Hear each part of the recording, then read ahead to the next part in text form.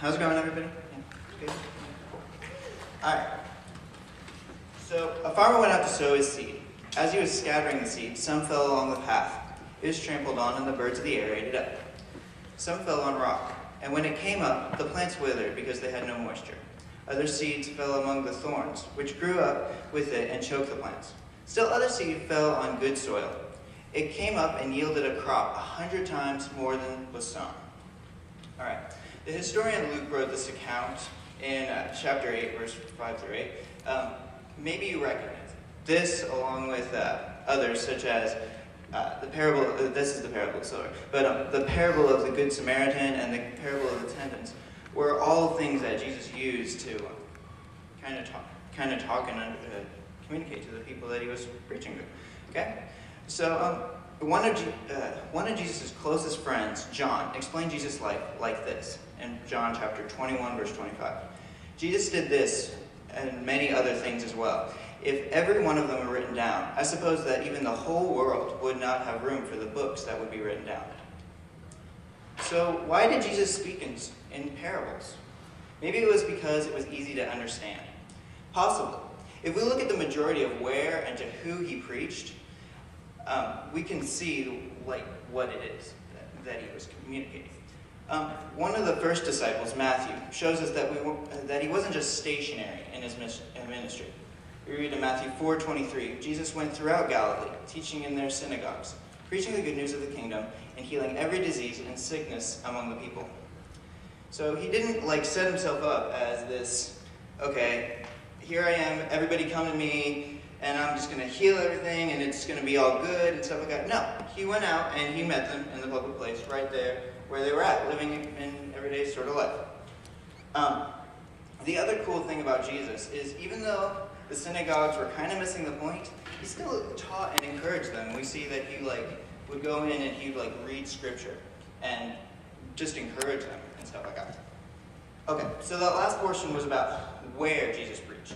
Next section is about who he preached to. Looking back at Matthew's account, we see all of these people from Galilee, the Decapolis, Jerusalem, Judea, and the region across the Jordan. They've all come to see Jesus and what he would do next. In Matthew 5, verses 1 through 2, it says, "Now when he saw the crowds, he went up on a mountainside and sat down. The disciples came to him, and he began to teach them." So the question was, who did he preach to? Well, everyone. Whether it was the lawyers who studied for years, or the children who only recently learned about God. He taught in such a way that anyone could understand. So the question was, why did Jesus speak in parables? Maybe it was because he was easy to understand. Or maybe it was because he wanted his disciples to ask the deep questions, the big, important ones, okay? Let's be honest, Jesus was a deep guy, all right? What do I mean by that? Well, he wasn't into the popularity or the trivial things that make life more pleasurable. Matthew tells us that after the crowd had left, he went up on a mountainside by himself to pray. You can find this in Matthew 14, verse 23. He went up to pray, not gloat and say, "Here I am, look at how awesome I am," and stuff like that.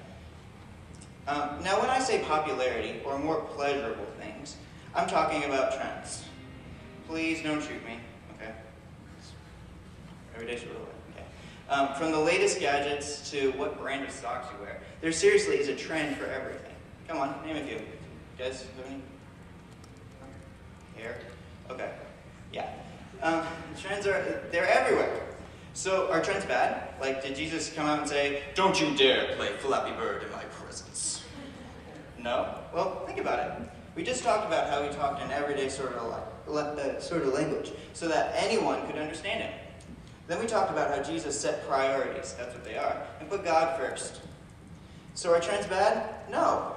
Jesus used for instances and comparisons all the time.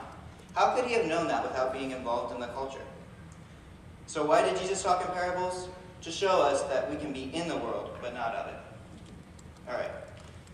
And I'm going to close with John 15, verse 19. If you belong to the world, it will love you as its own. As it is, you do not belong to the world, but I have chosen you out of the world. That is why the world hates you.